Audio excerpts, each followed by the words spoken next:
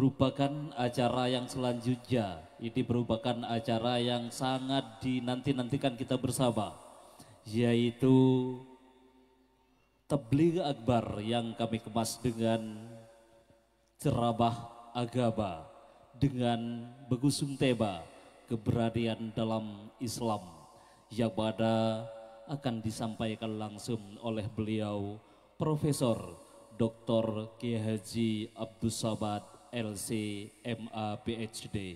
Maka kepada beliau waktu kami haturkan.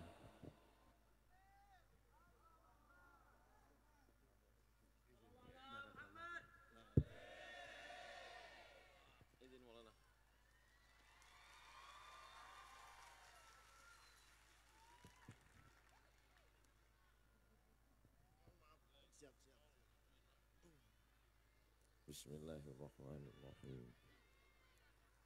Assalamualaikum warahmatullahi wabarakatuh.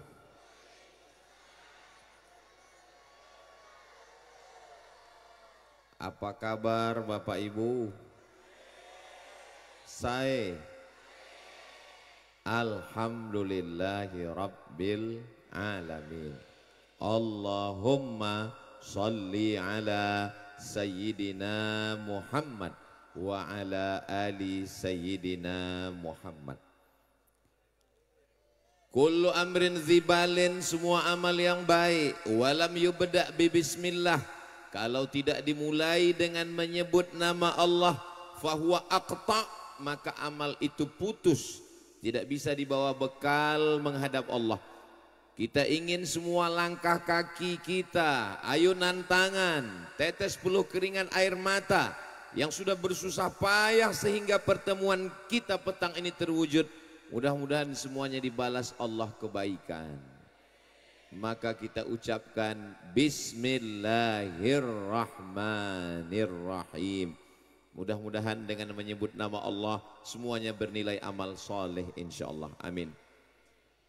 Setiap majelis kalau tidak disebut namanya maka majelis itu menjadi majelis antanajifah, majelis busuk, bau, berulat, bangkai. Kita ingin majelis kita ini dipenuhi rahmat dan ridha Allah subhanahu wa ta'ala.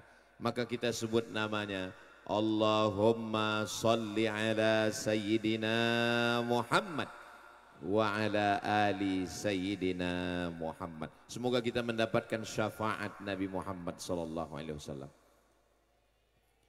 Laisa minna, tidak diakui sebagai umat Nabi Muhammad sallallahu alaihi wasallam, man lam yarham saghirana, tidak sayang kepada anak-anak, wa lam ya'rif syarafa kabirina, tidak hormat kepada yang tua. Semua anak-anak, adik-adik saya sayangi karena Allah. Mudah-mudahan diselamatkan dari fitnah akhir zaman.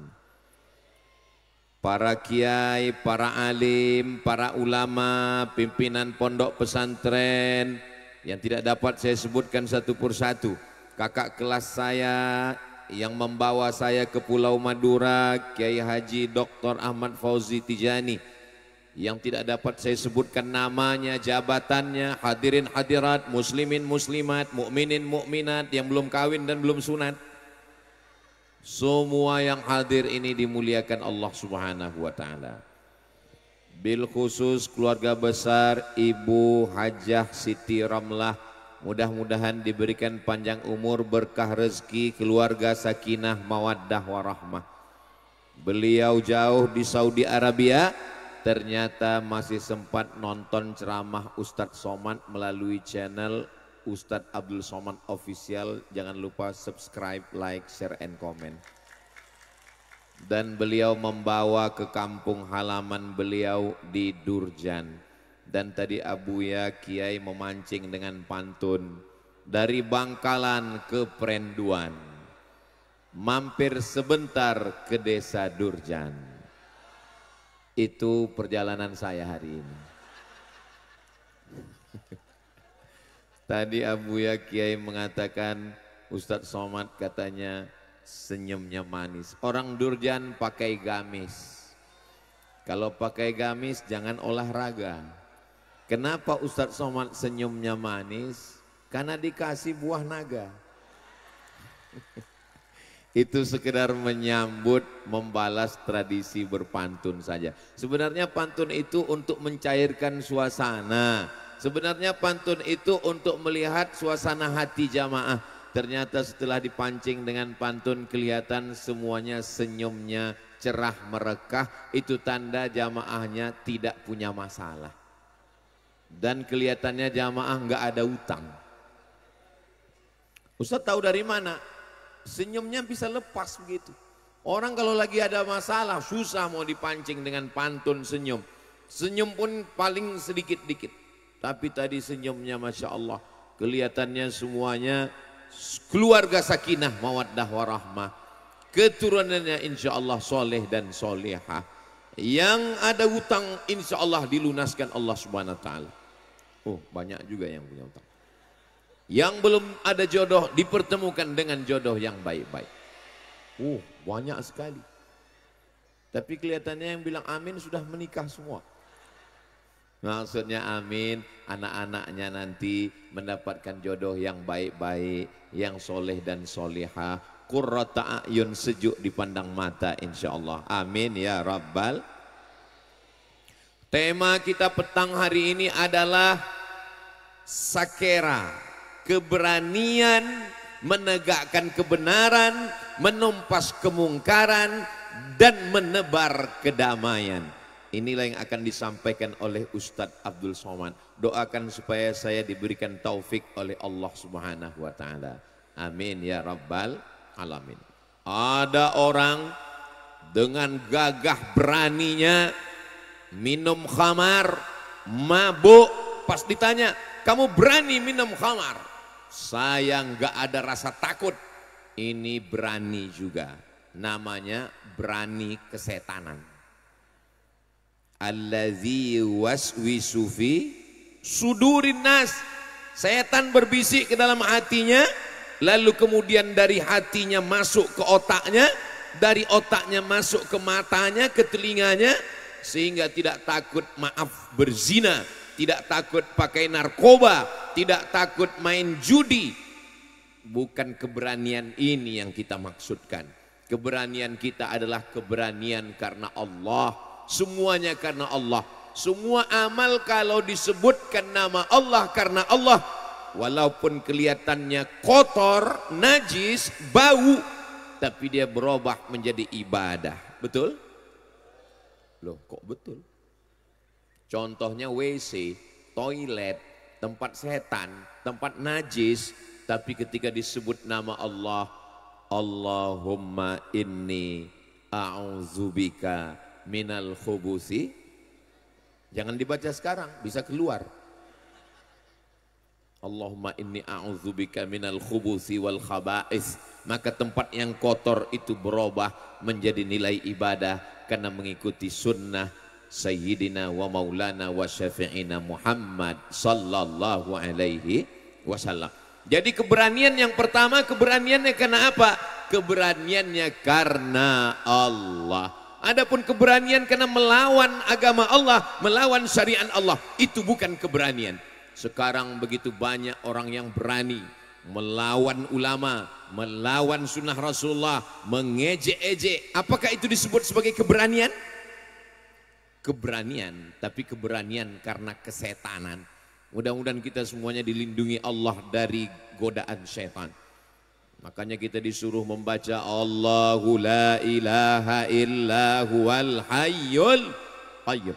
Jadi kalau ada teman kita, sahabat kita, jiran kita, kawan kita ngajak mabuk, ngajak minum, ngajak judi, ngajak zina, katakan tidak.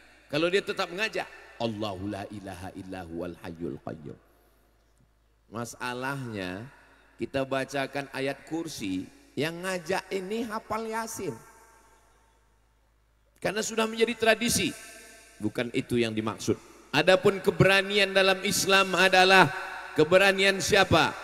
Keberanian seorang yang ketika dia sudah sampai pada puncaknya, keberanian untuk meninggalkan ayahnya.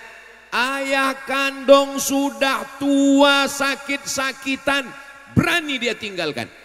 Harta emasnya berani dia wakafkan. Dan kemudian ketika dia sampai ke dalam gua gelap tengah malam, bisa jadi ada singa yang tidur di dalam, bisa jadi ada ular, tapi kemudian dialah yang masuk ke dalam. Laki-laki itu adalah Sayyidina Abu Bakrin Siddiq. Makanya ketika sholat tarawih Bilal mengatakan, Al-Khalifatul Awal Sayyiduna Abu Bakrin Siddiq radhiyallahu anhu. Allah meridhoinya. Kenapa Allah meridhoinya? 3 keberaniannya. Berani meninggalkan ayah, berani meninggalkan keluarga, berani memberikan hartanya untuk agama Allah. Mudah-mudahan generasi kita juga termasuk generasi yang berani, insya Allah. Amin. Belum pernah lagi Ustadz Somad begitu dipanggil protokol. Berikut ini mari kita dengarkan tausiah yang akan disampaikan oleh Ustadz Abdul Somad. Lalu jamaahnya menjawab radhiyallahu an.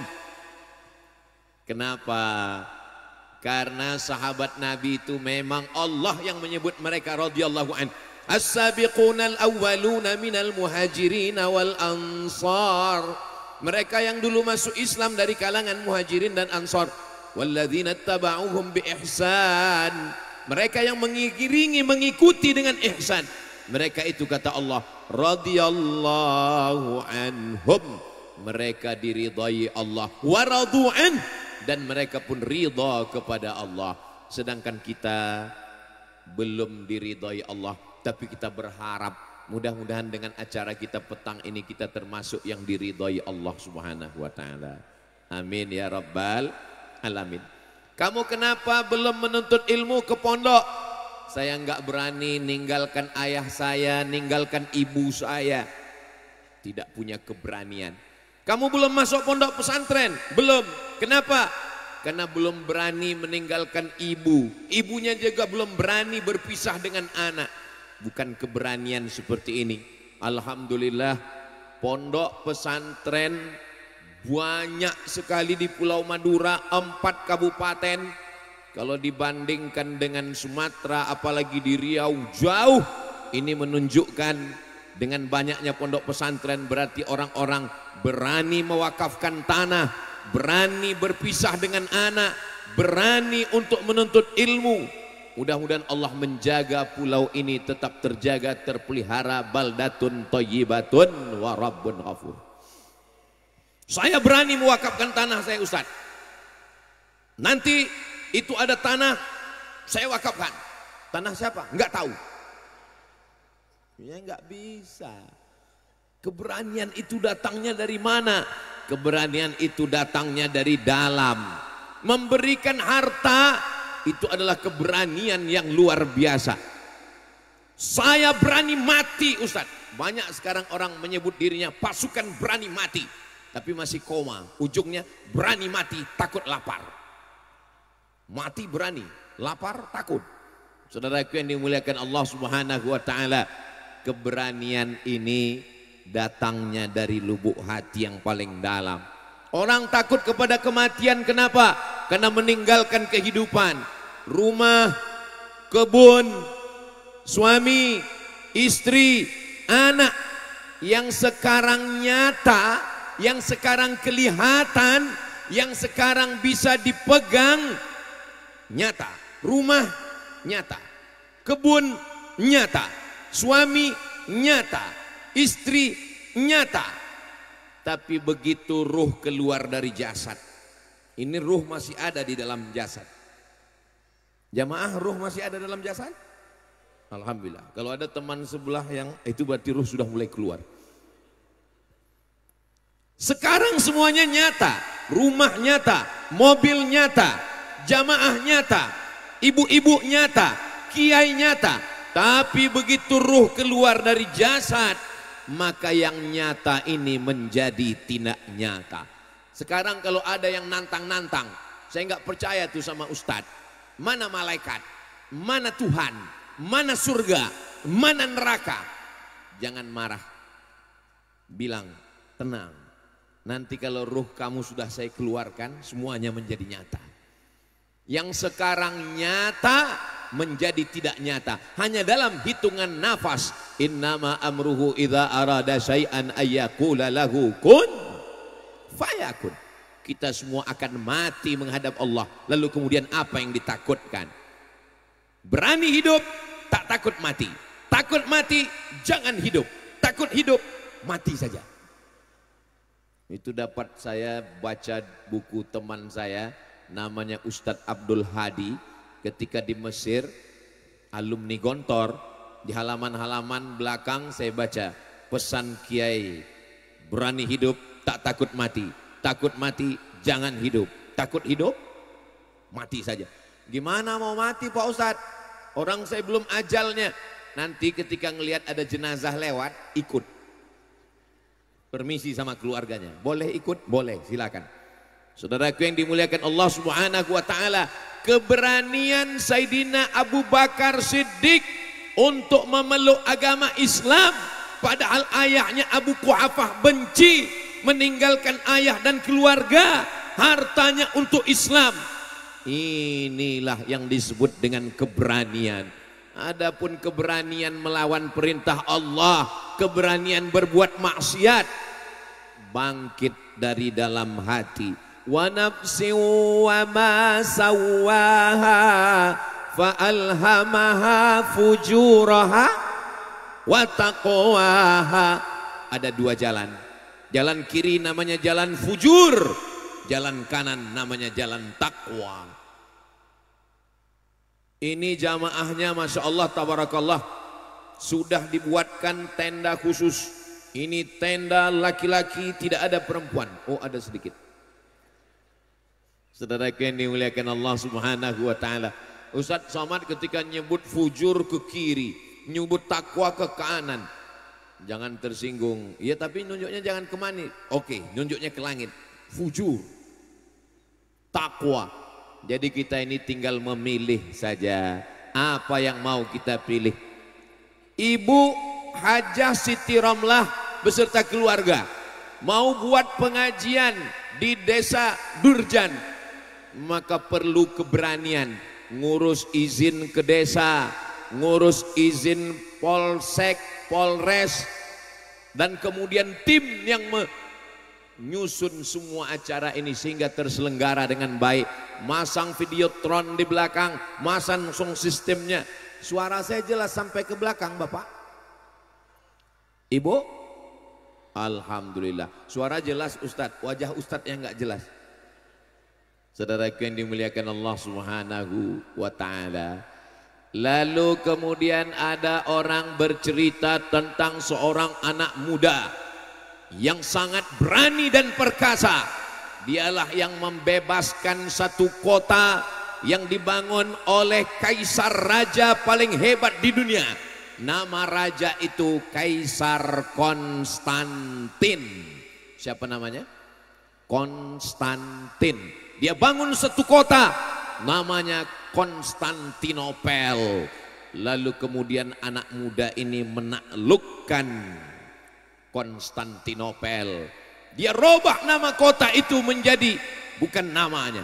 Dulu orang kalau buat nama kota itu nama dia. Raja namanya Konstantin, dia buat kota Konstantinopel. Jadi seandainya saya ini raja, membuat kota, nama kotanya Somadinopel. Lalu kemudian anak muda ini merubah kota itu menjadi kota yang Islam. Nama anak muda itu adalah Muhammad Al-Fatih. Dia tidak menyebut nama kota itu kota Muhammad, dia tidak menyebut nama kota itu kota Al-Fatih, tapi nama kota itu adalah Istanbul. Mudah-mudahan panjang umur, sehat badan, kita bisa ke Istanbul insyaallah. Ada 3 versi, karena beda tanggal lahirnya, beda ikhtilaf tentang tahun lahirnya. Akhirnya ulama 3 versi menetapkan umur Muhammad Al-Fatih. Ada yang mengatakan umur Muhammad Al-Fatih 19 tahun, ada yang mengatakan 20 tahun, ada yang mengatakan 21 tahun waktu dia merebut Konstantinopel. Kira-kira anak umur 19 tahun itu anak muda atau sudah tua? Anak muda. Ini yang hadir ini semuanya anak muda. Oh enggak Pak Ustadz, kami sudah tua. Saya tidak melihat orang tua. Yang saya lihat adalah anak muda yang terjebak di tubuh yang tua. Siapa yang datang pengajian, siapa yang datang ngaji, maka dia adalah anak muda. Amin. Siapa yang duduk di rumah, selonjoran nggak mau ngaji, nggak mau ke pondok, maka dia adalah panti jompo walaupun masih muda. Karena yang dilihat itu bukan fisiknya, yang dilihat bukan umurnya, tapi yang dilihat adalah semangatnya. 28 Oktober 1928 namanya Sumpah Pemuda, tapi isinya ternyata orang tua. Loh, kok disebut dengan Sumpah Pemuda? Karena yang dilihat bukan orangnya, bukan umurnya, tapi yang dilihat adalah semangatnya. Maka saya melihat yang hadir ini semuanya adalah pemuda-pemuda insya Allah. Amin. Saudaraku yang dimuliakan Allah Subhanahu wa ta'ala, maka Muhammad Al-Fatih keberaniannya luar biasa, umur 19 tahun. Hari ini kalau kita tanya anak umur 19 tahun, kamu umur berapa? 19 tahun. Muhammad Al-Fatih 19 tahun sudah merebut Konstantinopel. Kamu merebut siapa? Saya merebut hati dia. Ini tidak ada di Durjan, ini adanya di planet Mars. Anak muda di Durjan semuanya siap akan merebut Paris, Prancis akan menjadi negeri yang bersyahadat asyhadu an la ilaha illallah wa asyhadu anna Muhammadan Rasulullah. Allahu Akbar. Dari mana keberanian Muhammad Al-Fatih itu datang? Ternyata ayahnya ketika memandikan dia masih kecil di seberang sungai, setiap hari ayahnya menunjukkan istana Konstantinopel. Wahai anakku, engkau akan merebut Konstantinopel. Wahai anakku, engkau akan merebut istana Konstantin. Yang menanamkan itu adalah ayahnya. Jadi ayahlah yang menanamkan keberanian dalam diri anak.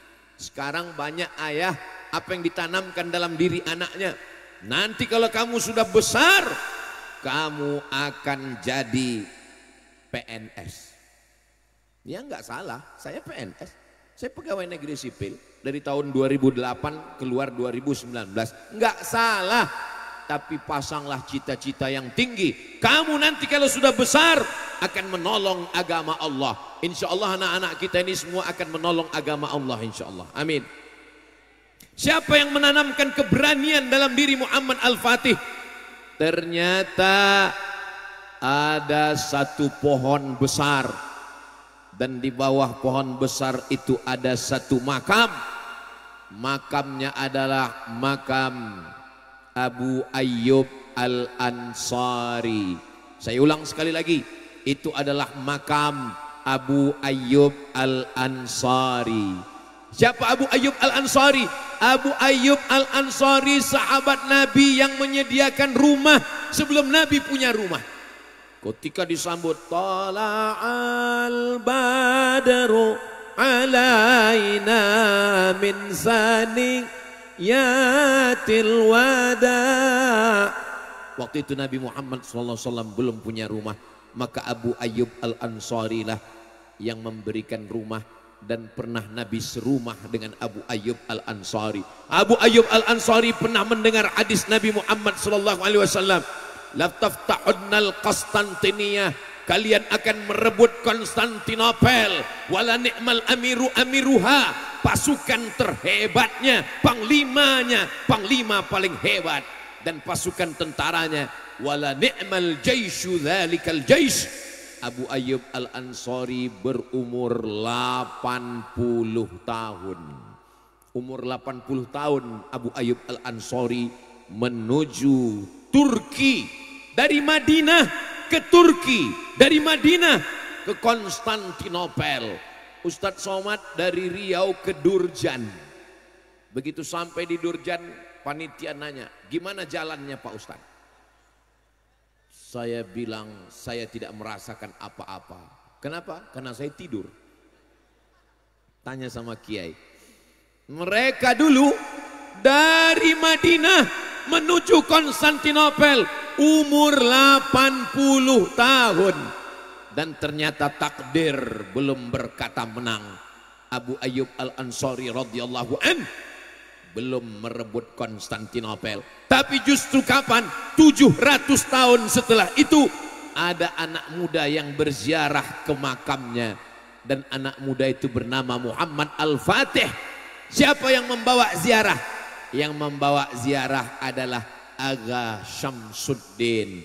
Aga Syamsuddin adalah guru dari Muhammad Al-Fatih. Jadi yang menanamkan keberanian itu adalah ayah. Yang kedua yang menanamkan keberanian adalah ayah yang kedua. Ayah yang kedua adalah kiai. Ayah yang kedua adalah lora. Ayah yang kedua adalah guru. Ayah yang kedua adalah ustaz yang menanamkan keberanian di pondok-pondok pesantren. Ini sekarang banyak orang tidak lagi mau mendaftarkan anaknya ke pesantren karena isu-isu yang disebarkan di internet. Jangan gara-gara nila setitik rusak susu. Dulu pepatahnya begitu. Jangan gara-gara nila setitik rusak susu sebelanga. Sekarang sudah berubah. Jangan gara-gara nila setitik rusak susu satu kotak. Itu isu bohong. Tapi pengaruh efeknya dunia internet luar biasa. Mereka mau menjauhkan anak-anak muda dari kiai. Karena kiai mengajarkan jihad. Karena kiai mengajarkan kemenangan melawan musuh-musuh Allah. Negeri ini, Negara Kesatuan Republik Indonesia. 10 November Hari Pahlawan. Orang taunya 10 November Hari Pahlawan. TNI mengusir Belanda, mengusir Jepang, mengusir PKI. Tapi orang lupa TNI itu manusia, punya hati dan rasa, punya nyawa dan jiwa, punya pikiran, punya rasa takut. Kenapa TNI itu bisa berani? TNI bersama rakyat berani karena keluar fatwa dari ulama, resolusi jihad tanggal 22 Oktober. Hari Pahlawan 10 November. Resolusi jihad 22 Oktober. Jadi membangkitkan, membakar semangat keberanian itu berapa hari? Hanya 18 hari. Dari 22 November 22 Oktober ke 10 November 18 hari disebarkan fatwa jihad. Siapa yang mati membunuh Belanda masuk surga. Siapa yang mati dibunuh Belanda masuk surga, mati syahid. Akhirnya bergeraklah umat. Akhirnya mereka semuanya menyerang pos-pos Belanda. Mereka bertakbir, serang Belanda, jihad melawan Belanda, bunuh Belanda, takbir, Allahu Akbar. Akhirnya Belanda lari pontang-panting pulang ke Amsterdam, tinggal terong Belanda. Itulah yang sekarang diminum anak-anak muda kita, serang Belanda. Saudaraku yang dimuliakan Allah Subhanahu wa taala, apa yang diteriakkan Bung Tomo di Surabaya? Allahu Akbar. Apa yang diteriakkan Panglima Besar Jenderal Sudirman? Allahu Akbar. Di Pulau Sumatera apa yang diteriakkan oleh Tengku Umar di Aceh? Allahu Akbar. Sampai ke Pulau Madura, sampai ke Kalimantan, sampai ke Sulawesi, semua teriakannya sama, Allahu Akbar. Itulah sumber keberanian kita. Ada orang naik pesawat, yang satu baca doa, Allahu Akbar, Allahu Akbar, Allahu Akbar. Subhanalladzi sakhkhara lana hadza wa ma kunna lahu muqrinin wa inna ila rabbina lamunqalibun. Allahumma antas sahibu fis safar wal khalifatu fil ahl. Dia baca doa safar. Yang satu mengatakan, alah saya nggak percaya sama doa. Apa itu sebut baca doa? Kalau memang pesawatnya jatuh ya jatuh, tenang aja. Tapi begitu pesawat sudah sampai di atas, terjadi turbulensi, masuk ke dalam awan yang hampa udara. Tiba-tiba pesawatnya jatuh beberapa ratus meter. Yang sudah baca doa tenang, yang belum baca doa kaget. Dan ketika pesawat mulai jatuh, apa kata dia? Oh my God, oh my God, oh Tuhanku. Katanya tadi nggak ada Tuhan. Sebenarnya dalam lubuk hati yang paling dalam, dia malu-malu mengatakan ada Allah. Jadi keberanian itu bangkitnya dari Allahu Akbar. Tapi yang menanamkannya siapa? Yang menanamkannya ayah. Maka ayah tanamkan keberanian. Yang menanamkannya siapa? Aga Syamsuddin. Dua yang menanamkan. Jadilah ayah yang menanamkan keberanian kepada anak. Dan jadilah ibu. Bagaimana Pak Ustadz? Oh, ibu perannya luar biasa. Kalau ayah hanya sekedar mengganti pampers sekali-sekali, kalau ayah hanya sekedar menanamkan, tapi ibu menanamkan keberanian dalam janin. Berapa lama? 9 bulan 10 hari. Di Durjan mengandung masih 9 bulan 10 hari. Alhamdulillah. Di tempat lain sudah 4 bulan. Karena katanya efisiensi. Saudaraku yang dimuliakan Allah Subhanahu wa taala, ibu jangan sepelekan 9 bulan 10 hari, 2 tahun menyusukan anak, melahirkan, meregang nyawa. Mereka lah yang menanamkan keberanian. Maka kalau terlihat ada anak yang berani, itu sesungguhnya adalah dilahirkan oleh ibu-ibu yang berani. Kalau ada seorang anak menjadi tokoh, menjadi orang hebat, di balik seorang laki-laki yang tangguh, ada 2 perempuan yang hebat. Yang pertama ibunya, yang kedua istrinya. Di balik laki-laki yang sakit jantung, juga ada istri yang luar biasa. Tapi di sini nggak ada, ini di semua sehat-sehat. Menurut survei lebih banyak laki-laki atau perempuan di akhir zaman? Perempuan banyak. Kenapa?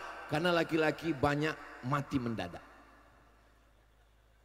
Coba lihat iklan sakit kepala. Lebih banyak laki-laki apa perempuan? Laki-laki. Laki-laki banyak sakit kepala. Kenapa banyak laki-laki sakit kepala? Karena iklan belanja lebih banyak perempuan.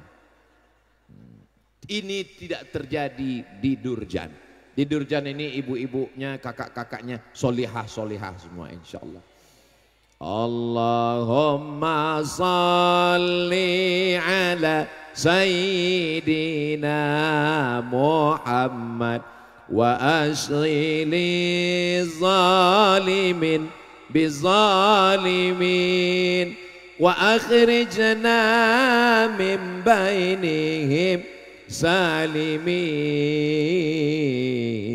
wa ala alihi wa sahbihi ajma'in.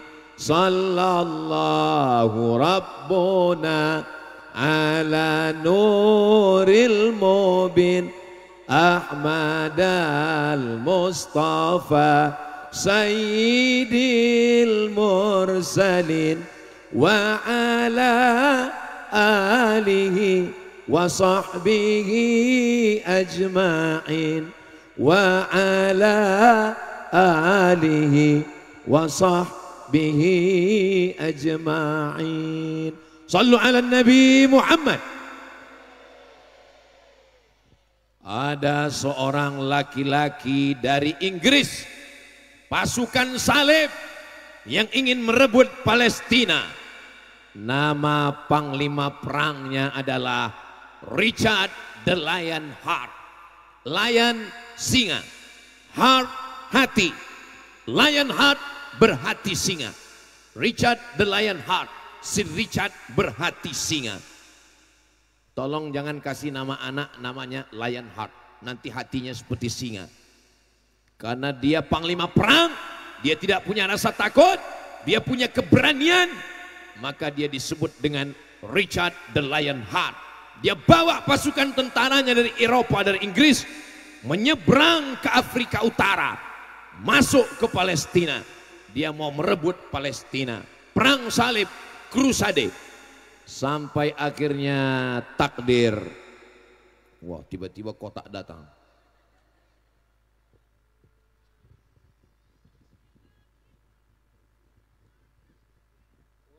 Masya Allah, sudah dipoto. Sampai mana tadi? Kalau pakai baju petak-petak, Petak-petak dibeli di Padang. Ketika sudah datang kota, isi ceramah jadi hilang. Ada seorang laki-laki bernama Richard the Lionheart. Richard berhati singa. Dengan kekuasaannya, dengan pasukan tentaranya, menyeberang dari Eropa, Inggris menuju Palestina. Dia mau merebut Palestina. Rupanya takdir berkata lain. Dia sakit, dia demam malaria. Akhirnya dia berada di kemah menggigil kedinginan. Tiba-tiba di tengah malam datang seorang laki-laki pakai baju hitam, kepalanya tertutup, wajahnya tertutup. Penjaga dia lewati sampai di kemah Richard the Lionheart, masuk ke dalam kemah dan kemudian bertatap muka langsung dengan si Richard the Lionheart. Laki-laki itu berkata, "Hai Richard, seandainya aku mau membunuh kamu, aku tinggal mencabut pedangku dan aku akan membunuhmu. Kau mati Richard." Laki-laki itu siapa? Laki-laki yang penuh dengan keberanian. Laki-laki itu bernama Muhammad Al-Fatih. Bukan. Laki-laki itu bernama kota yang berada di hadapan Bapak Ibu itu kota untuk masjid. Jadi duitnya yang terkumpul nanti semua itu akan diserahkan ke masjid. Jangan khawatir duitnya dibawa Ustadz Somad pulang. Nah, itu sengaja kotaknya dibuat bibirnya lebar, tidak dipakai selasiban, supaya yang nggak bawa uang bisa masukkan cincin, gelang, rantai, gigi emas, masukkan semua. Insya Allah itu semua untuk masjid dan itu akan menolong kita nanti di hadapan Allah Subhanahu wa Ta'ala. Pergi pagi pulang petang ke sawah cari uang, duit banyak, dimakan, ma'akal tafa'afnaita, uang yang dimakan busuk, wa malabista fa'ablaita, diberikan pakaian lapuk, wa mata saddaqta fa'amdaita, yang dimakan busuk, yang dipakai lapuk, yang disedekahkan, itulah yang akan menjadi bekal untuk hari esok menghadap Allah Subhanahu wa Ta'ala. Amin ya rabbal alamin. Nah, ketika laki-laki itu datang ke kemah Richard the Lionheart, si Richard berhati singa, lalu kemudian dia berkata, "Hai Richard, kalau aku mau aku bisa membunuhmu." Siapa laki-laki itu? Laki-laki itu bernama Salahuddin Al-Ayyubi. Salahuddin Al-Ayyubi. Orang barat tidak bisa menyebut Salahuddin Al-Ayyubi. Mereka menyebutnya Sultan Saladin. Saladin artinya Salahuddin. Alaiddin Aladin. Salahuddin Saladin. Abdul Somad Somaj. Aku adalah Salahuddin Al-Ayyubi. Aku datang bukan mau membunuhmu. Aku berani, aku jantan. Tapi kalau kita berperang, kalau berhadapan berdua, lalu untuk apa Salahuddin Al-Ayyubi masuk ke kemah? Dia mau datang memberikan obat karena melihat sebagai sesama manusia. Itu yang membuat Richard the Lionheart malu. Kenapa? Karena kalau Salahuddin Al-Ayyubi mau membunuhnya, dia sudah lama mati di dalam kemahnya itu. Dia pulang dengan rasa malu. Dia pulang dengan tidak berdaya. Akhirnya yang menguasai Palestina siapa? Yang menguasai Palestina adalah umat Islam. Yang merebut Palestina itu adalah Salahuddin Al-Ayyubi. Dan dia orang Kurdi. Salahuddin Al-Ayyubi Al-Kurdi, orang Kurdi. Muhammad Al-Fatih At-Turki. Dan insya Allah yang akan merebut Palestina itu yang ketiga, Ad-Durji, orang Durjan. Amin. Orang Arab pernah, Umar bin Khattab Al-Qurashi, orang Arab. Al-Kurdi, orang Kurdi. Turki, Sultan Abdul Hamid. Sultan Abdul Hamid mempertahankan Palestina, mau dibayar dengan satu koper uang emas. Datang seorang Yahudi bernama Theodor Herzl. Ini kami bayar emas. Apa kata Sultan Abdul Hamid? yang direbut dengan tetes darah dan air mata tidak layak untuk dibayar dengan emas. Saya tidak akan menjual Palestina. Rupanya orang Yahudi sakit hati. Mereka gulingkan Sultan Abdul Hamid tahun 1924. Hancur kekuasaan Islam di Turki. Hartanya dirampas, raja diusir, sultan dihilangkan oleh seorang laki-laki bernama Mustafa Kemal Atatürk. Lalu kemudian umat Islam lemah, tak berdaya, tak punya kekuasaan. Umat Islam menjadi negara-negara kecil. Dulu kalau ada umat Islam yang diganggu, ada seorang raja, seorang sultan yang berkuasa.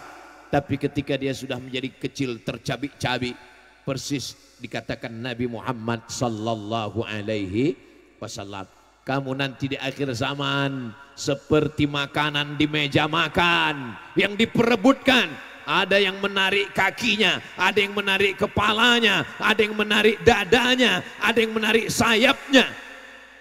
Persis seperti makanan di atas meja makan diperebutkan. Aqillatun nahnu yauma idzin ya Rasulullah.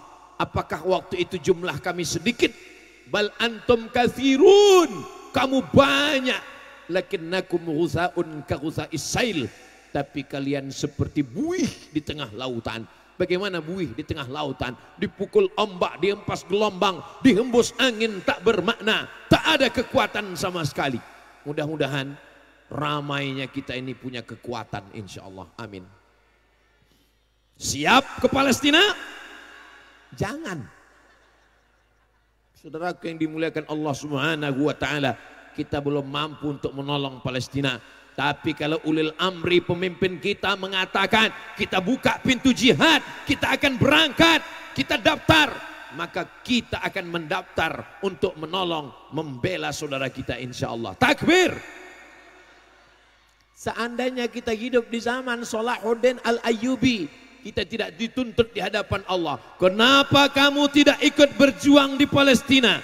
Karena Salahuddin Al-Ayyubi sudah membebaskan. Seandainya kita hidup di zaman Umar bin Khattab, kita tidak dituntut. Kenapa kamu tidak berjuang? Karena sudah ada Sayyidina Umar bin Khattab. Tapi kita ditakdirkan hidup di tahun 2025. Jangan salahkan takdir, jangan salahkan ustadz. Saya nggak mau juga jamaah ini menyalahkan. Ya salah ustadz, ya salah Allah ustadz. Allah pula disalahkan. Kenapa saya hidup tahun 2025? Kalau saya hidup di zaman Salahuddin, saya ikut tentara Salahuddin? Belum tentu. Kalau saya hidup zaman Nabi, saya bisa ikut Nabi? Belum tentu. Bisa jadi ikut Abu Jahal, Abu Lahab. Insya Allah kita yang selalu bersama dengan ulama, al-ulama warasatul anbiya. Insya Allah kalau kita bersama dengan para kiai, dengan para ulama, anak-anak kita di pondok pesantren ditanamkan keberanian, tapi beraninya dalam apa? Amar ma'ruf nahi mungkar. La ta'murunna bil ma'ruf, ajak orang buat baik. Wala tanhauna 'anil munkar, larang buat mungkar. Siapa orang yang paling lemah?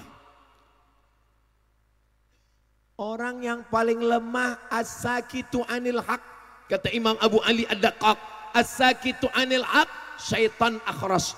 Orang yang diam melihat kemungkaran itu adalah setan akhras, setan bisu. Sudah setan bisu lagi. Setan bisu karena diam melihat kemungkaran. Man ra'a minkum mungkaran, siapa di antara kamu melihat kemungkaran, falyughayyirhu biyadihi, dengan tangan.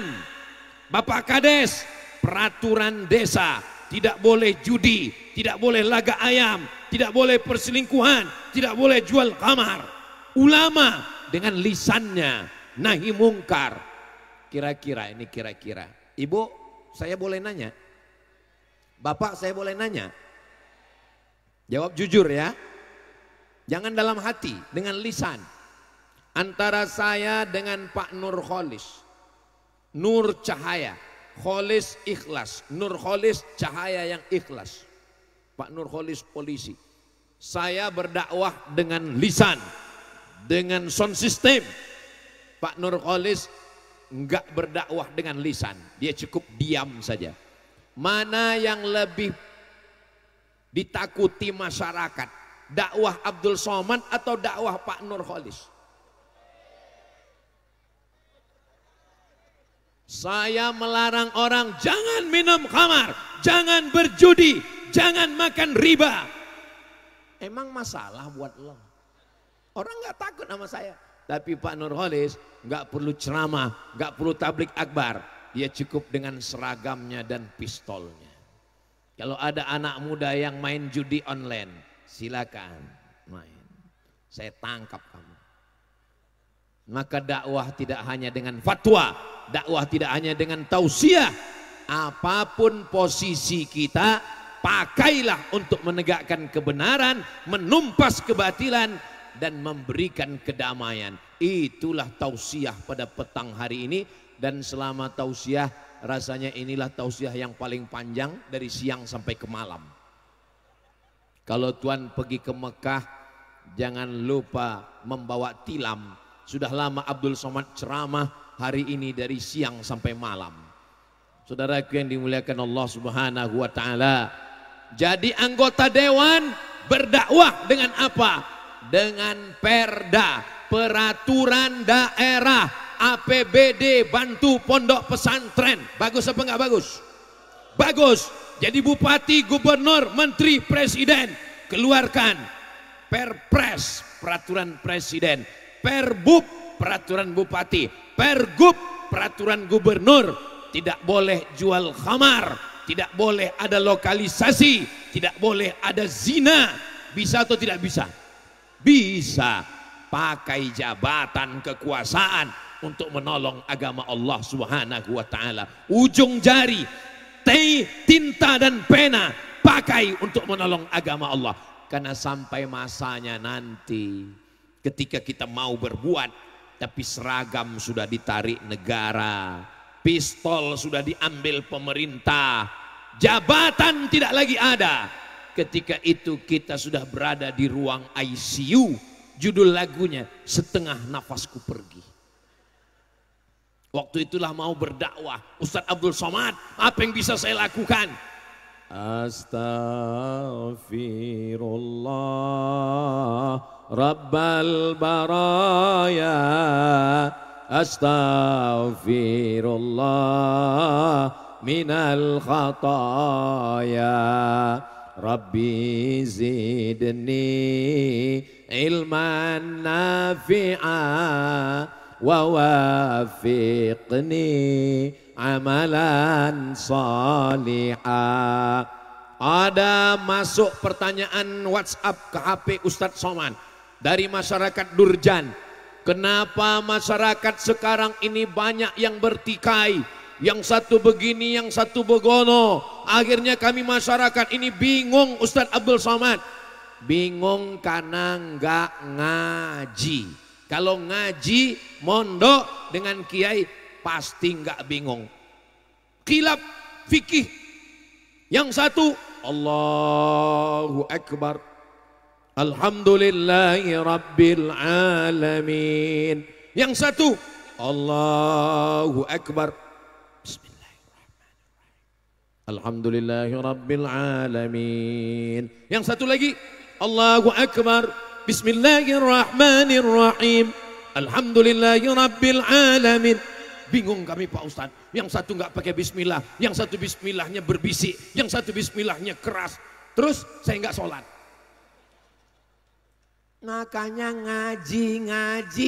Kalau ngaji sama Kiai Dr. Ahmad Fauzi Tijani dengan para kiai, para alim, para ulama, nanti akan diberikan kitab 4 mazhab ditulis oleh Imam Ibn Rushd, Bidayatul Mujtahid wa Nihayatul Muqtasid. Yang bismillahnya sir, mazhab Hanafi dan Hambali. Bismillahirrahmanirrahim, Alhamdulillahi Rabbil Alamin. Hanafi dan Hambali. Kalau bismillahnya nggak ada, nggak ada bismillah, Alhamdulillahi Rabbil Alamin, mazhab Maliki. Kalau bismillahnya jahar, Bismillahirrahmanirrahim, mazhab Syafi'i. Tapi kita di Nusantara, Brunei Darussalam, Malaysia, Singapura, Indonesia, Patani Thailand Selatan, Moro. Kita semua mayoritasnya mengikut mazhab Imam Syafi'i. Siapa ulama Madura yang lama di Makkah?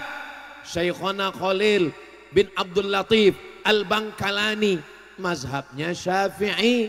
Setelah itu siapa muridnya? Hadratus Syekh Muhammad Asim Asy'ari, sampai ke Makkah, pulang, mazhabnya Syafi'i. Tapi sekarang Pak Ustadz, kok di Saudi Arabia itu waktu kita sholat di sana, waktu umrah, bismillah nyesir. Itu sejak 1924 King Abdul Aziz menguasai Saudi Arabia. King Abdul Aziz mazhabnya Hambali. Itu Pak Ustadz tetangga saya. Itu mazhab apa? Itu bukan mazhab Hambali, bukan mazhab Syafi'i, bukan mazhab Maliki, bukan mazhab Hanafi. Mazhab apa? Mazhab Valentino Rossi. Saudaraku yang dimuliakan Allah Subhanahu wa taala. Makanya kalau ngaji insya Allah nggak bingung. Kenapa? Karena dia ngerti masalah khilafiyah. Datang orang menghadap Ustadz Abdul Somad. Ustadz Abdul Somad, ya saya sudah berzina, mohon maaf. Lalu kemudian saya bacakan ayatnya. Az-zaniyatu waz-zani, pezina perempuan dan pezina laki-laki. Fajlidu kulla wahidin minhuma mi'ata jaldah, cambuk 100 kali. Lalu saya minta cambuk, carikan saya cambuk. Cambuk mana Pak Ustaz? Cambuk sapi. Lalu kemudian saya cambuk dia 100 kali. Sore-sore langsung saya dipanggil sama Kapolsek. Ditangkap. Kenapa? Karena sudah menganiaya orang. Kenapa hukum hudud dan hukum itu tidak bisa kisos dilaksanakan?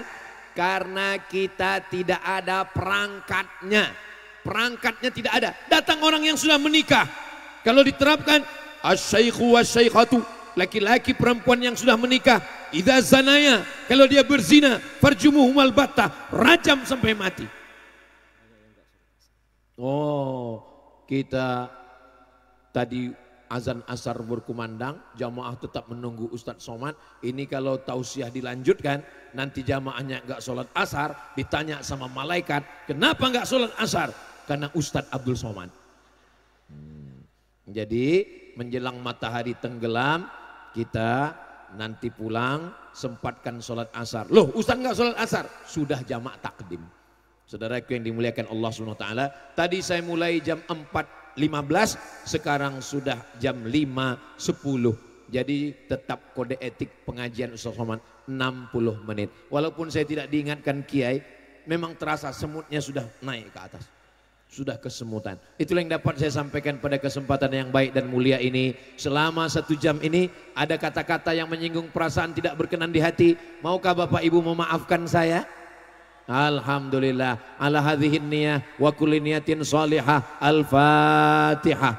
A'udzubillahi minasyaitonir rajim. Bismillahirrahmanirrahim. Alhamdulillahi rabbil alamin. Arrahmanir rahim. Maliki yaumiddin. Iyyaka na'budu wa iyyaka nasta'in. Ihdinas siratal mustaqim. Siratal ladzina an'amta 'alaihim ghairil maghdubi 'alaihim waladdallin. Amin. Allahumma ja'al hadzal balada baladan amina. Ya Allah, jadikanlah desa Durjan negeri yang aman dan damai. Allahumma in kana rizquna fis sama'i fa anzilhu. Kalau rezeki kami masih tergantung di langit, turunkan ke Durjan ya Allah. Wa in kana fil ardi fa akhrijhu. Kalau rezeki kami masih tertanam di dalam tanah, naikkan, keluarkan ke Durjan ya Allah. Wa in kana ba'idan fa qarribhu. Kalau rezeki kami masih jauh, dekatkan ke Durjan ya Allah. Fa in kana mu'siran fayassirhu. Kalau rezeki kami sulit, susah dan payah, mudahkanlah rezeki kami ya Allah. Allahumma taqabbal minna, terimalah segala amal kami ini ya Allah. La tada'lana dzamban illa ghafarta. Pulang kami dari majelis ilmu ini dalam keadaan bersih dari dosa-dosa. Wala dainan illa qadaita, tolong kami lepas dari hutang piutang riba. Wala maridan illa syafaita, yang sakit-sakit angkat penyakitnya, sehatkan ya Allah. Wala mayyitan illa rahimta, yang meninggal dunia lapangkan kuburnya, selamatkan dari azabmu ya Allah. Wala aziban illa zawwajta, yang belum menikah jumpakan dengan jodoh yang baik-baik. Wala raghiban illa anjabta, yang belum ada keturunan berikan anak yang soleh solehah penghafal Quran.